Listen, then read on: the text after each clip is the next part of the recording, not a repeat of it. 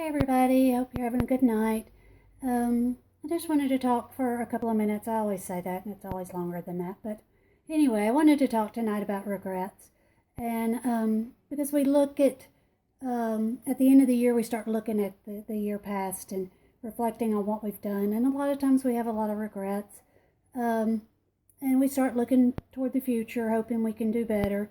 But I wanted to talk about a few folks who could have let their regrets control them, who could have let their regrets ruin what God had called them to do.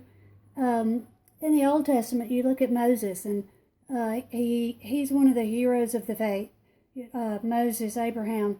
But, when God first called Moses and he was in Egypt, he lost his temper and killed a man.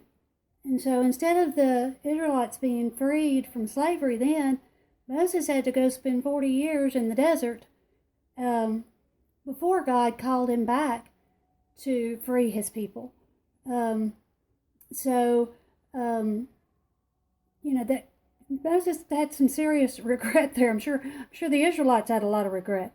But God was bigger than that. And even during those 40 years, God was teaching Moses. And so you look at Abraham, and in Romans it talks about how Abraham's faith was unwavering, and that he believed God for something even when there was nothing. And of course I look at it and go, wait a minute, what about this whole servant girl thing over here and the whole Ishmael deal? We're still having problems with that one. But God didn't hold that against Abraham, because God had made a covenant with Abraham. He'd made a promise, and Abraham was still willing. Now, he could have taken himself out of the picture. He could have just regretted his actions so much that he said, no, I'm not good. You can't use me anymore, Lord. But he was still willing, and so the Lord was bigger than that sin. One of my favorite stories, I think all of us, is about Elijah when he's on the mountaintop, and the prophets of Baal are taunting him, and Elijah eventually calls down fire from heaven, and then God helps them seize the prophets of Baal and slaughter them. Well, what does he do next? He goes and hides in a cave because he's scared of Jezebel. So, that doesn't look really good on Elijah's record there. But, again, the Lord brought him out of that, and Elijah was willing, and God continued to use him. Jonah, that whole belly of the whale thing, that could not have been a lot of fun. And I'm betting you he didn't talk back to the Lord again anytime soon. But, again, he was willing. Once the Lord corrected him, brought him back, he was willing.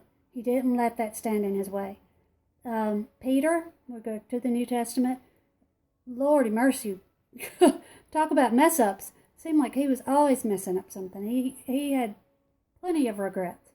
But look at what God did through him eventually. He didn't take himself out of the picture. He continued to be willing to allow God to use him. And finally, Paul, he talks about in Romans about how the things I don't want to do, I do. The things I hate, I do. And the things I want to do, I don't. We don't know what those things are. We don't know. He talks about a thorn in the flesh, and we don't know what Paul's struggles were. He could have spent the whole New Testament telling us about them, but he didn't. He put them behind him. He even talks about in Philippians, putting the past behind him and pressing forward to the prize of Christ Jesus.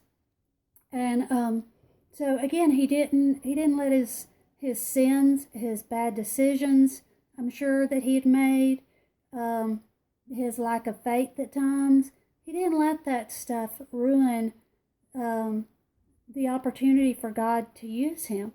I think one of our biggest problems is that, in the Old Testament, when they won a victory, when the Israelites won a victory, they built an altar to the Lord. And that altar was to help them, as well as future generations, remember how good God is, how good God was to them, the things that He brought them through. We tend to build our altars to our regrets, to our mistakes. Those are the things we want to remember, instead of remembering the victories. And I know sometimes we're afraid of being prideful. I struggle with that. You know, I've made some serious goof ups this year, as I do every year. But I've had some really exciting things happen too, and some things that I just sit back and go, Lord, you know, I really am so excited that you chose to use me, but I know how messed up I am, and I'm humbled. I really am. But that's okay. It's okay to rejoice in those victories. Just remembering that it was God who did it through you. He says it's through our weakness that He is made strong.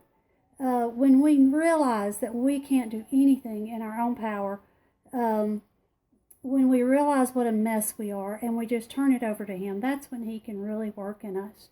And so we need to quit building altars to our regrets and start building altars again to the victories. It's okay to look back and say, wow, that was so exciting. It's okay even, you know, I cherish the times as a teenager that I spent with the old fire escape gang, and some of you will know what I'm talking about and some won't. It's okay for me to look back all those years and remember that. It was a wonderful time in my life.